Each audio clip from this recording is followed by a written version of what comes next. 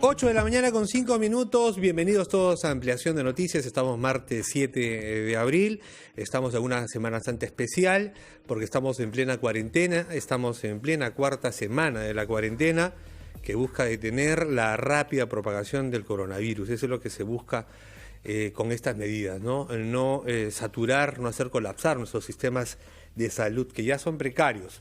Estamos haciendo un esfuerzo enorme y nuestro reconocimiento, por supuesto, al personal de salud, a la policía, al personal de limpieza que siguen prestando estos servicios esenciales, a la gente que se encarga de que usted siga teniendo agua y energía eléctrica en casa, a la policía, a los servicios de limpieza pública. Muy bien, estamos en Ampliación de Noticias. Fernando Carballo, Ricardo Gómez Palma nos acompañan. Fernando, muy buenos días, bienvenido.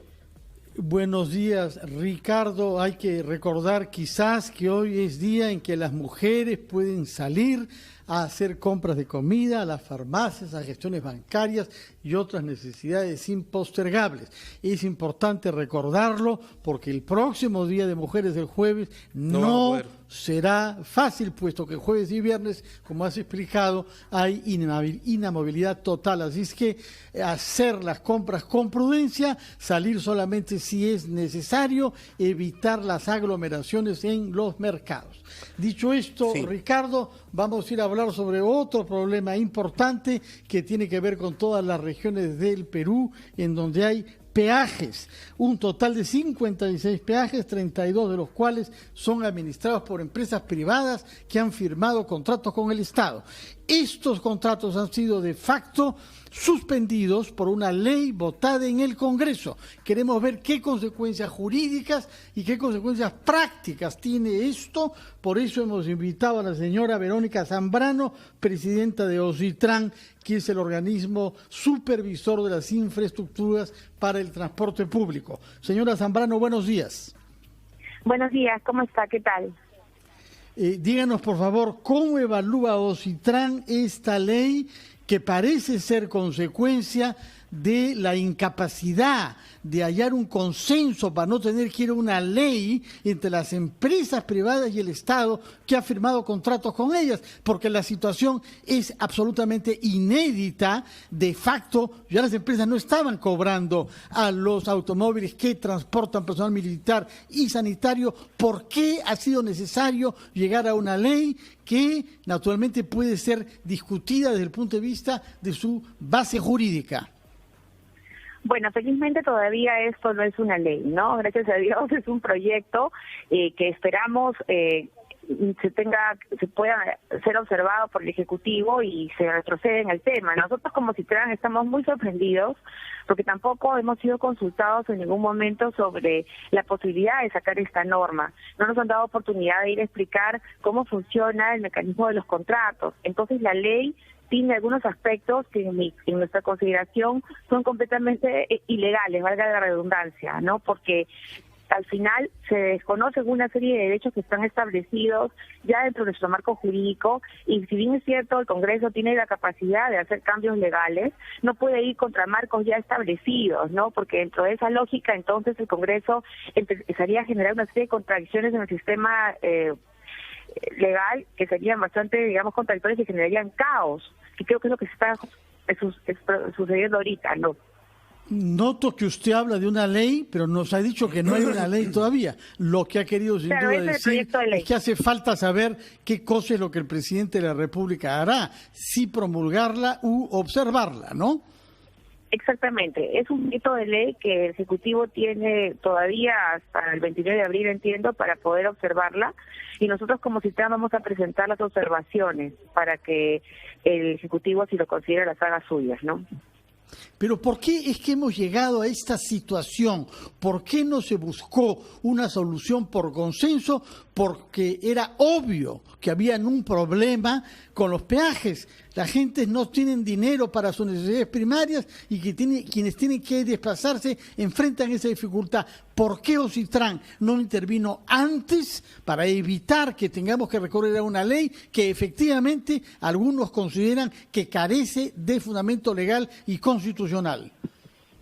A ver, vamos por partes. Esta ley se ha gestado de una manera, digamos, intempestiva. No ha tenido un procedimiento de pasar por comisiones y ser nosotros convocados al Congreso. O por lo menos haber recibido algún documento en el que nos alertaban de esta posibilidad.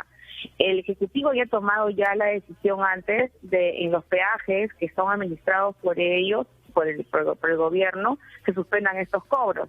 En el caso de las concesiones, también entiendo que han estado conversando con las que son cofinanciadas, que tienen otro esquema de pago, para lograr que se active el mecanismo de fuerza mayor y no se den estos cobros de peajes. Pero en general, yo le soy bien sincera, no entiendo por qué siempre los peajes son un tema, digamos, débil dentro de las relaciones económicas, porque siempre se piensa que el peaje es un servicio de menor jerarquía. El peaje es un servicio como cualquiera por el que nosotros solemos pagar. Nosotros pagamos por servicios o pagamos por bienes. Entonces es como que nosotros dijéramos, vamos a ir al supermercado a comprar, pero a la hora de pagar por la caja no pago porque me contagio. Es exactamente lo mismo. Los señores transportistas están haciendo uso de un servicio que no es gratuito, tiene un costo, y lo que está haciendo el Estado, lo que se está haciendo ahorita en el Estado es que se está pagando por ellos, o sea, porque el Estado, digamos, no tiene otro dinero que no sea de los impuestos de todo el resto de peruanos. Entonces todos los peruanos vamos a pagar por un servicio que se le brinda a los señores transportistas, y que al final es un servicio que no es gratuito, porque si ellos lo estuvieran haciendo gratis y no tuvieran de dónde luego recuperar, pero ellos todo lo cargan a los dueños de la carga que transportan. Entonces yo no entiendo bien cuál es la razón por la cual siempre el peaje surge como una situación adversa o contraria, cuando simplemente es el resultado de un servicio brindado a los transportistas, que son un sector económico que también realiza el negocio y que lo recuperan. Sí, ahora tenemos una situación... Sí, tenemos una situación de emergencia, pero sí, tienen un punto ustedes en el sentido, y entendamos que usted no es la representante de las empresas de los peajes, ¿no? Es la supervisora más bien del sector. Pero sí, y lo que tenemos nosotros es ahora una situación en la que el transporte de mercancías sigue operando, por ejemplo, y es más, algunos advierten un sobrecargo en ese transporte de mercancías. Y así no hubiera un sobrecargo, de todas maneras, es una actividad que no se ha detenido y tampoco debería, o sea, no está siendo afectada, digamos, por esta situación de crisis y no tendría por qué estar exonerada. Pero como el gobierno ha tomado algunas decisiones en las que ellos administran, ¿hasta dónde podrían ir, por ejemplo, las empresas que son supervisadas por usted, señora, en esta situación de crisis? ¿Qué podrían ceder, qué no podrían ceder?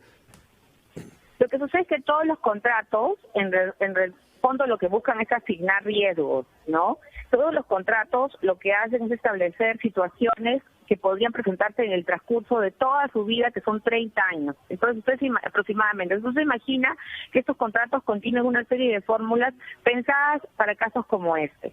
Entonces, hay unas garantías que el Estado firma al concesionario y que son lo equivalente a lo que son ingresos mínimos garantizados.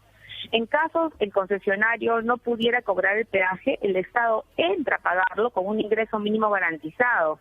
Pero lo que sucede es que en este proyecto de ley que se está gestando, precisamente se señala al final que no va a dar derecho a ningún tipo, digamos, de retribución. Entonces, si se señala que no causa ninguna o genera ningún derecho compensatorio, es como decirle a los concesionarios, ustedes dejen de cobrar por los peajes, pero ustedes sigan funcionando, pero yo no les voy a reconocer nada. Están funcionando en el sentido, están funcionando, señora Zambrano, en el sentido de el mantenimiento, la atención en carreteras. Por supuesto, nosotros estamos supervisando. Yo tengo supervisores in situ que no han dejado de trabajar en todo este tiempo. Como tengo personas en la oficina que estamos permanentemente coordinadas porque seguimos resolviendo los problemas en el escritorio, mientras que estos señores están en el campo. Yo tengo supervisores in situ que están viendo los derrumbes que se den. Sí. Sigue operando entonces el sistema y está bien. Vamos a seguir revisando este tema en unos instantes. Le ruego nos espere, tenemos que ir a una muy breve pausa. 8:15, volvemos de inmediato con más en Ampliación de Noticias.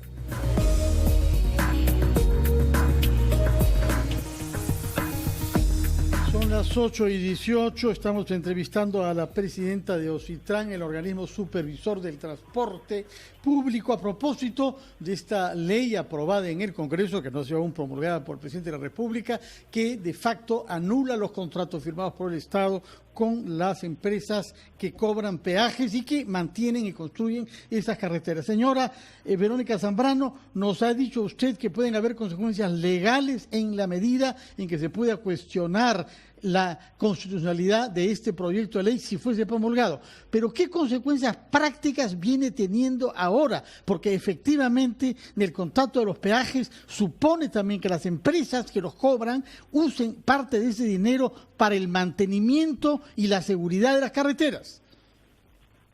Bueno, como le decía hace un rato, cualquier situación que obstaculice el pase, la transitabilidad de una carretera es responsabilidad del concesionario.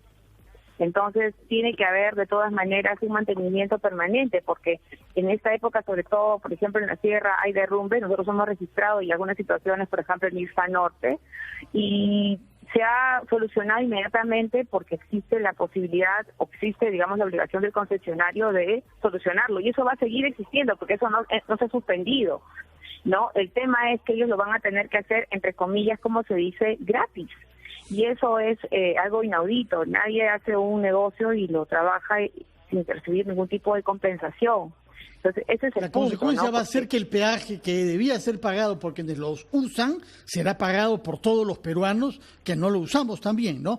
Pero quería preguntarle, en este momento de cuarentena, ¿qué empresas están circulando por esas vías?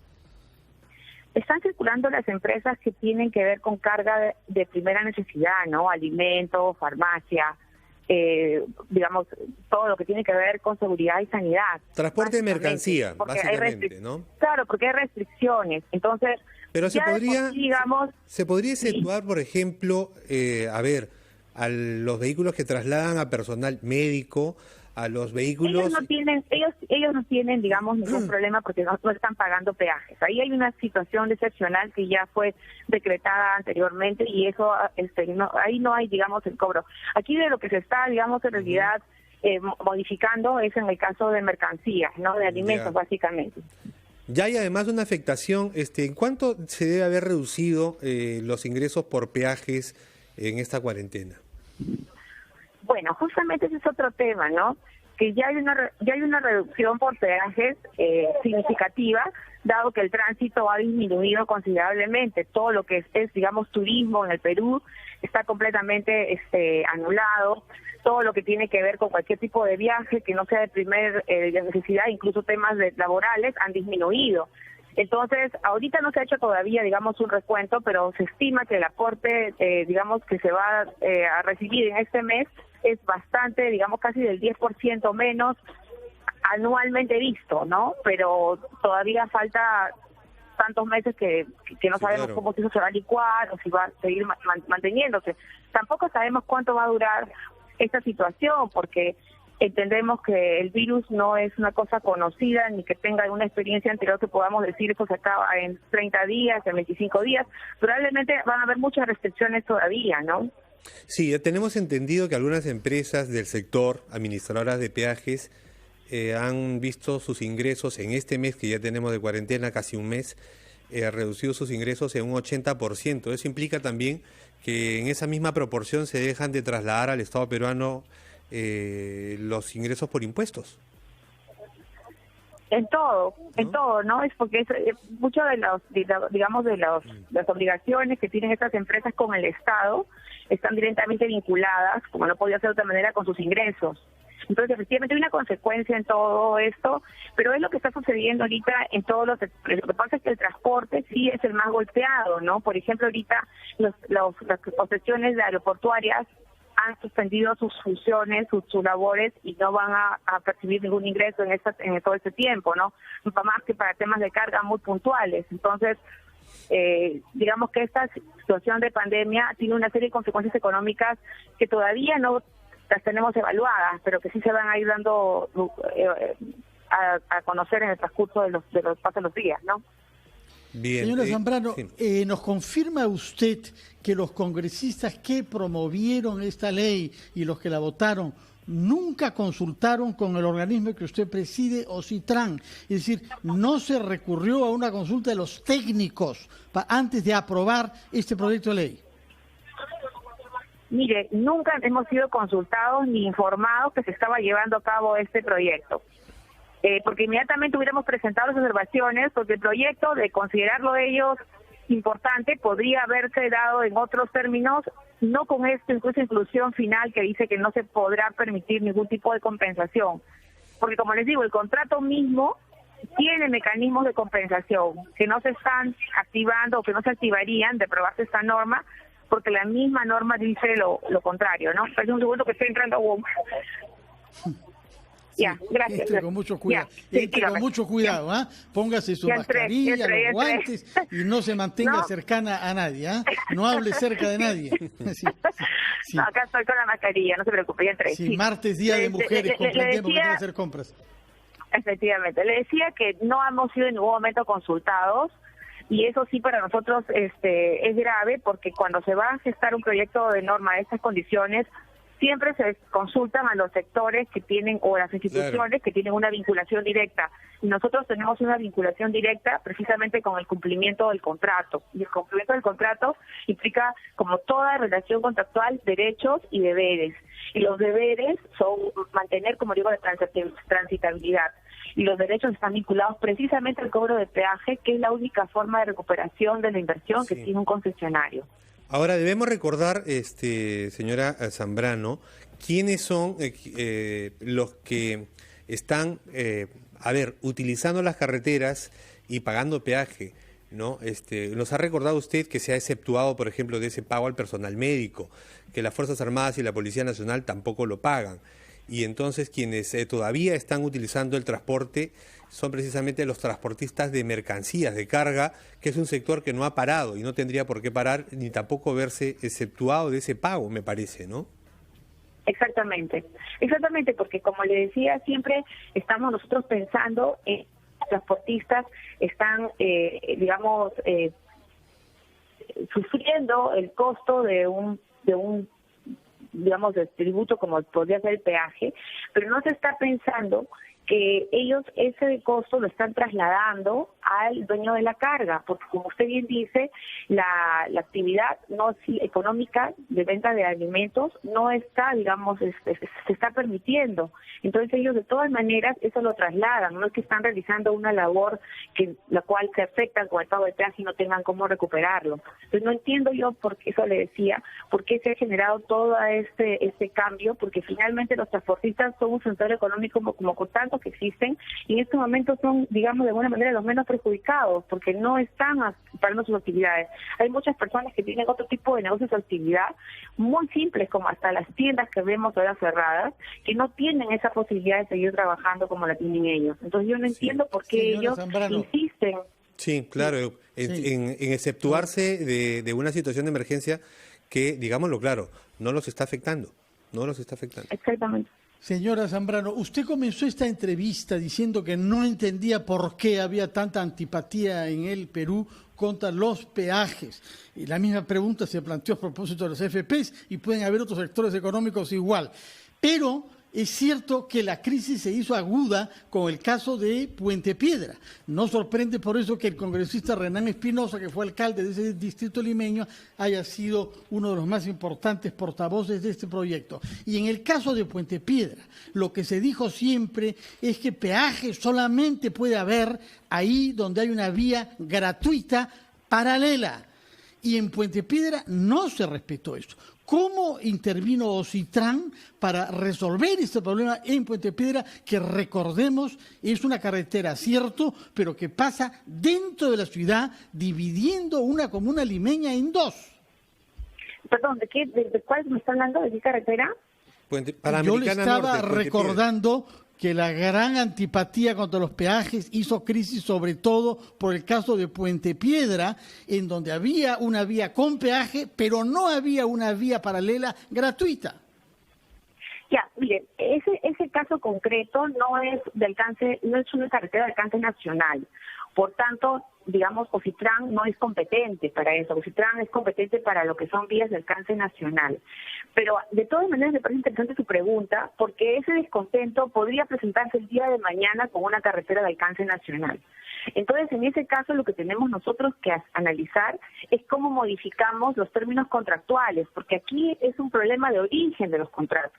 Y ese es un tema que es una tarea pendiente que siempre hemos venido conversando y que no se llega, digamos, a resolver. Es un tema que siempre surge porque hay un descontento cuando efectivamente los peajes cortan una ciudad, que como le digo, no es este caso que nos convocaría a nosotros como institución, pero que se podría presentar. Entonces, en estos casos sí tenemos que ver la fórmula contractual de ser modificada, pero lo que pasa es que tenemos muchos problemas ahí, como dicen, esperando solución, y como se demora tanto la solución, cuando vienen situaciones de crisis o emergencia, por ahí vuelve a saltar el problema. Entonces, ese es un problema que tenemos que resolver entre las instituciones, de mirar si todo ese mecanismo de AFPs, así como ahora sobre todo el tema de las AFPs, ¿no? Que dicen si todo el mecanismo, todo el tema tiene que tener algunas correcciones. Analicemos pues también en frío qué temas podrían ser fastidiosos para los usuarios. Nosotros tenemos un trabajo directo con los usuarios en esta gestión, porque recogemos muchas de sus insatisfacciones y a veces nos damos cuenta que son situaciones que no han sido recogidas en los contratos.